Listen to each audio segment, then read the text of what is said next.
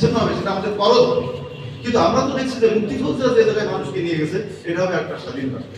স্বাধীন রাষ্ট্র মানে হচ্ছে পাকিস্তানের এই ভারতের শত্রু রাষ্ট্র। তার মানে আমরা এই যুদ্ধ করেছি বা এই করছি কি দুটো পাকিস্তান বানানোর জন্য না, সেই জন্য তারা সরাসরি অংশগ্রহণ করলো 3 ডিসেম্বরে এবং 16 ডিসেম্বরে তারা জয়লাভ হয়ে বাংলাদেশ হলো। কিন্তু এই 3 ডিসেম্বরের পরে দেখলাম যে মুক্তিযুদ্ধের যিনি সর্বাধিনায়ক ছিলেন জেনারেল উসমানী সহ যারা 11 সেক্টর তারা গৌণ হয়ে গেল। আর 3 ডিসেম্বরে এই মুক্তিযুদ্ধের নেতা হয়ে গেলেন জেনারেল অরোরা, এবং অরোরা যেহেতু নেতা হয়ে গেলেন তাই আত্মসমর্পণটা অরোরার হাতে হলো, আমাদের জেনারেল উসমানী সহ আমাদের মুক্তিযোদ্ধাদের হাতে হলো না। এই যে অরোরার হাতে হলো,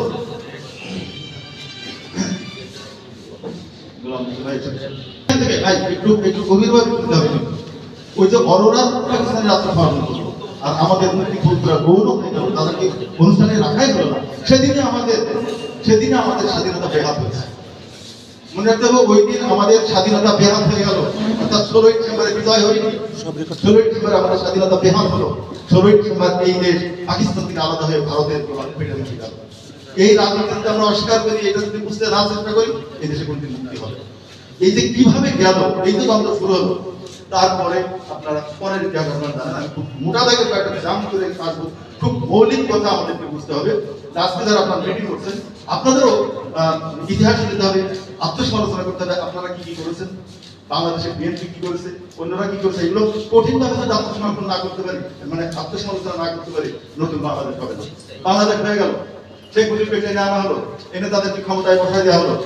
বাংলাদেশ স্বাধীনের পরে শেখ মুজিব কতদিন পরে আসলেন, এই যে কতদিন, এই দিন বাংলাদেশ কিভাবে চলেছিল। বাংলাদেশের সমস্ত সচিবালয়ে ভারতীয়রা ছিল, তারা একটা সচিবালয়ের ফর্ম তৈরি করে দিয়ে গেল। এরপর শেখ মুজিব এসে ওখানে বসলেন, এসে উনি কিভাবে রাষ্ট্র চালাচ্ছেন, ভারত যেভাবে তৈরি করে দিয়েছে সেইভাবে।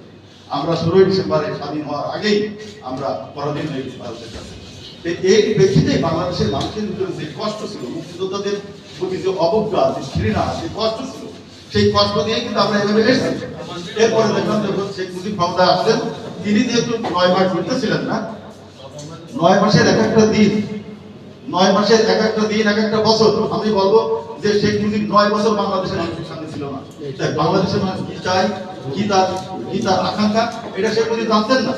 ফলে শেখ মুজিব এসে দিক বিদিক হাত তিনি ভারত যেভাবে বলছে সেভাবে দেশ চালাইছেন।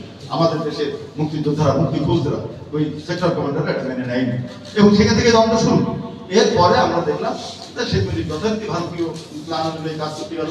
ভারত যুদ্ধের আগে 7 দফা গোপন চুক্তিতে আমাদের সই করিয়ে দিয়েছিল, সেই গোপন চুক্তিতে সই করে না নজরুল ইসলাম সাহেব সেন্সেস হয়ে যায় কি সেই চুক্তির 7 দফা চুক্তি 1 নম্বর দফায় ছিল বাংলাদেশ স্বাধীন হওয়ার পরে এই দেশের কোনো সেনাবাহিনী থাকে, প্রতিরক্ষা বাহিনী থাকে, প্রতিরক্ষার দায়িত্ব ভারতের, এর নিজস্ব কোনো পররাষ্ট্রনীতি থাকে, পররাষ্ট্রনীতি ভারতের।